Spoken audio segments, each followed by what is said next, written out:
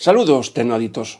Soy José Luis para Gramatonic.com y todos aquellos que lleváis conmigo unos años sabéis, hice un curso sobre las pantallas Nestium y Arduino.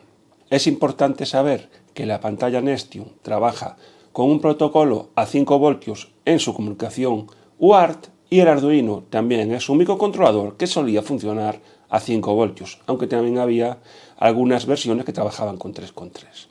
Entonces, la comunicación entre la pantalla Nestium y el Arduino era relativamente sencilla. Ahora que casi todo el mundo trabajamos con ESP32, tenemos un nuevo dilema, que es que si la pantalla Nestium, que trabaja a 5 voltios, se puede conectar directamente con un ESP32. Si vosotros vais a YouTube o a Google y buscáis la conexión de la pantalla con el ESP32, el 90% de los esquemas que encontraréis veis que se conecta directamente la pantalla Nestium con el ESP32. Pero claro, vosotros os preguntaréis, ¿esto es fiable? ¿Es recomendable hacerlo? Daros cuenta que la pantalla Nestium tiene una lógica a 5 voltios y el ESP32 a 3,3. Pues en este vídeo os voy a dar mi opinión sobre cómo realizar una conexión segura entre la pantalla Nestium y el ESP32. Pero antes de comenzar a dar mi opinión, vamos a ver las características de la pantalla. Bien, empezaremos con el ESP32. Aquí en la pantalla podéis observar sus características. Veis que la tensión de entrada es de 3,3 voltios y la tensión máxima recomendable es de 3,6 voltios, es decir, VDD más 0,3. Esto quiere decir que teóricamente no deberíamos meter ninguna tensión mayor de 3,6 voltios en ninguna de las patillas del ESP32. Ahora en pantalla lo que estáis viendo son las características de la pantalla Nestium. Y si observáis aquí, veis que la patilla RX, para que haya un valor 1, tiene una tensión mínima de 3 voltios, la típica es de 5 voltios y la máxima el voltaje de alimentación. Eso quiere decir que si nosotros le enviamos un 1 desde el ESP32 hacia la pantalla Nestium a 3,3 voltios, la pantalla Nestium la va a reconocer perfectamente, ya que está a 3,3 y lo mínimo es 3, o sea, lo va a reconocer perfectamente ese dato que le enviamos.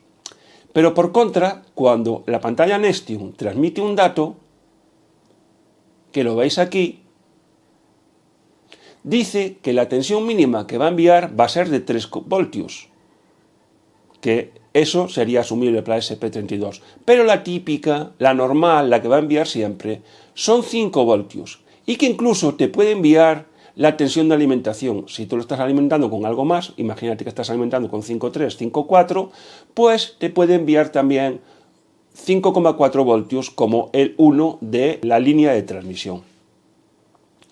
Esto para la pantalla Nestium y viendo los datos que habíamos visto anteriormente es un auténtico problema. Ahí es donde entonces yo me he metido en las páginas de los foros del ESP32 y uno de los técnicos o una de las personas que escribe en los foros como representante de Espressif, que es la fabricante de ESP32, dice: como ocurre en la mayoría de los chips, la hoja de datos incluye esa información, o sea, la información a la que podemos trabajar y la tensión de alimentación que tenemos que tener en ESP32 y la tensión que recibe cada una de las patillas. Y dice, en la sección 5.3, que es la que mirábamos antes, proporciona un VIH de VDD más 0,3, por lo que la tensión normal de funcionamiento sería 3,3 voltios. Y lo máximo que se puede poner en un pin es de 3,6. Por lo tanto, el ESP32 no es compatible ni con las pantallas Nestium ni con los sensores que trabajen a 5 voltios y necesitan un convertidor de nivel. Esto es lo que decía el representante de Espressif. Pero luego hay otra serie de gente que dice que el ESP32 lleva una especie de protección en las patillas de forma por hardware interna, impide que esa tensión pueda ser perjudicial para el chip. Y también en los foros de Espressif hablaban de esto y decían que sí, que tienen ciertas restricciones y son capaces de asumir ciertos voltajes limitándolos de forma interna en el chip para que no dañen al chip cuando son tensiones superiores a esos 3.3 voltios. Lo que pasa que decían claramente que eso es un sistema pensado para capar o para limitar de forma temporal esta tensión. Si nosotros lo hacemos funcionar constantemente a esa tensión, el chip puede acabar dañándose. En definitiva, lo que nos dicen es que puede soportar una subida de tensión momentánea por encima de los 3.6 voltios máximos que nos recomiendan, pero que no es una forma segura de trabajar. Entonces, yo por ejemplo, en algún vídeo anterior creo que he conectado directamente la pantalla Nestion al ESP32. Pero claro, yo la voy a tener conectado 10-15 minutos mientras que hago el vídeo.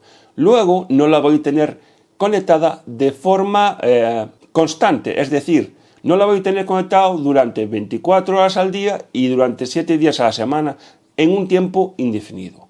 Entonces, si vosotros vais a hacer una pequeña prueba, pues podéis conectarla directamente y en la mayor parte de los casos nunca va a pasar nada. Pero si la vais a tener conectada de una forma constante y durante largo tiempo, no debéis hacer la conexión directa entre el ESP32 y las pantallas Nestion. Vale, ahora que ya sabemos esto, yo os voy a dar dos formas de conectarla de forma segura. La primera, que es un vídeo que ya publiqué hace unos años y que es la forma más segura y mejor, consiste en la utilización de un lever shifter. Seguramente mi pronunciación es malísima, pero bueno, aquí arriba a la derecha os dejo un vídeo que os llevará donde explico qué es este lever shifter, cómo se conecta y qué características tiene para hacer la conversión de nivel y que no tengas absolutamente ningún problema. Este lever shifter es una plaquita que funciona básicamente con unos MOSFET y que lo que hace es adaptar la tensión entre un punto, entre la entrada y la salida, que puede ser bidireccional y puede ser de 5 a 3,3 o de 3,3 a 5. La placa es muy barata, es relativamente pequeña y tiene un funcionamiento excelente. Pero claro, esto nos añadirá más componentes y algunos de vosotros queréis una cosa más sencilla. Pues ahí viene la segunda posibilidad que os doy a la hora de conectar de forma segura el ESP32 con la pantalla Nestion. Y es la siguiente. Habíamos quedado que cuando transmite el ESP32 hacia la pantalla Nestion va a enviar con 3,3 y el canal de recepción, el RDX de la pantalla Nestion, los 3,3 voltios nos va a identificar perfectamente, porque a partir de 3 ya lo identificaría como 1. O sea que ahí no tenemos que hacer absolutamente nada. Desde la pantalla TX del ESP32 hacia el RX de la pantalla Nestion iría de forma segura conectándola directamente. Y ahora viene la otra parte, que sería desde la pantalla Nestion, el TX hacia el RX del ESP32. Y ahí os doy la solución que veis en pantalla. Bien, esto lo he hecho con 3 resistencias de 1K, pero si tenéis una resistencia de 2K, os podéis unificar estas dos por una resistencia de un solo K. ¿Qué es esto? Esto es un divisor de tensión típico. Y si ponemos 1/3 en la resistencia de arriba y 2/3 en la resistencia de abajo a 5 voltios, lo que vamos a tener es una salida de 3.3 voltios. Entonces, esto es una simulación que acabo de hacer para que veáis el funcionamiento, pero lo que debíais de hacer es conectar el TX de la pantalla Nestion aquí a este punto, las dos resistencias o las 3, dependiendo cómo hagáis la configuración, y masa. Yo puse esta resistencia de 1K porque la de 2K no es un valor estándar, entonces pones 2 resistencias de 1K y la tercera de 1K, que es mucho más fácil de conseguir estos valores. Pero repito, que poniendo si tenéis una resistencia de 2K, pues valdría. Y ahora al final del vídeo también voy a cambiar y voy a poner 2K2 para que veamos la diferencia, porque a lo mejor vale la pena poner una resistencia de 2K2, que es una resistencia estándar, y una de 1K arriba. Entonces, fijaros. Bueno, en primer lugar deciros que aquí este valor que está dando, fijaros que es negativo, o sea que esto es 0. Es 0. O sea, 0 voltios. Ahora mismo está marcando 0 voltios. Entonces, arranco la simulación para que veáis. Tenemos este valor que repito que es elevado a menos 0,05, o sea, esto es un 0. Y fijaros que cuando yo aprieto el pulsador, ahí que aparecen 3.33 voltios. 3.33 voltios. Es decir, si aquí tenemos conectado la patilla de la pantalla Nextion, el TX, cuando la pantalla Nextion envíe un 1, es decir, más 5 voltios, aquí, que es la salida que iría hacia el ESP32, tendríamos 3,3. Es decir, con dos resistencias tendríamos un circuito perfecto para evitar el problema de la conversión de 5 a 3,3 voltios con la pantalla Nextion y el ESP. Así de simple. Fijaros, 3,3, fijaros, 3,3. Entonces, añadiendo estas tres resistencias, como os acabo de decir, tendríamos solucionado el problema. Repito el conexionado para que lo tengáis claro. El TX de la pantalla Nextion iría a este punto,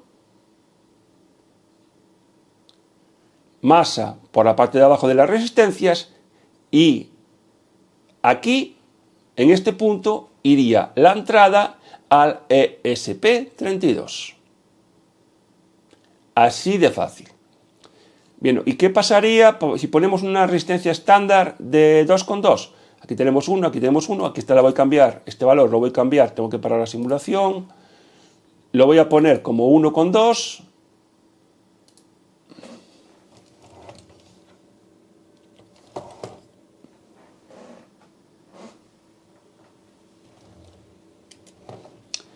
¿vale?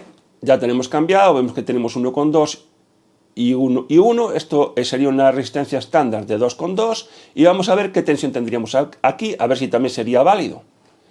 Vuelvo a poner a funcionar la simulación. Fijaros que con esta resistencia ya nos da 0.00000 voltios. Esto es porque hace cálculos exactos y claro, a la hora de la verdad nunca tendríamos 0 voltios, no tendríamos lo de antes. Pero bueno, vamos, 0 voltios. Fijaros. Tendríamos 3.43 voltios. 3.43 voltios, recordar que la tensión máxima eran 3.3 más 0,3, o sea, 3.6. O sea que así aún estaríamos dentro de un margen de seguridad. Es decir, podemos utilizar una resistencia de 1K y otra de 2K2. Y aquí tendríamos una tensión segura para trabajar con el ESP32. Próximamente empezaré a trabajar con las pantallas Nextion y el ESP32 y para que no haya dudas, porque en algunos vídeos a lo mejor la conectaré directamente, porque como dije, voy a hacer vídeos que van a durar 15 o 20 minutos y no voy a tener ningún peligro. Y bueno amigos, espero que este vídeo de opinión, básicamente es mi opinión, os haya gustado. Si es así, un like será bienvenido, eso hará que la comunidad siga creciendo y cuantos más seamos, más posibilidades tenemos de aprender. También os recuerdo que tenemos un Patreon que podéis ver en la caja de descripción, donde por una pequeña cantidad al mes me ayudaréis a seguir comprando material para poder realizar vídeos como los que os traje hoy al canal. Y ya sin más, y hasta los siguientes vídeos, se despide de todos vosotros José Luis. Un saludo, tecnoadictos.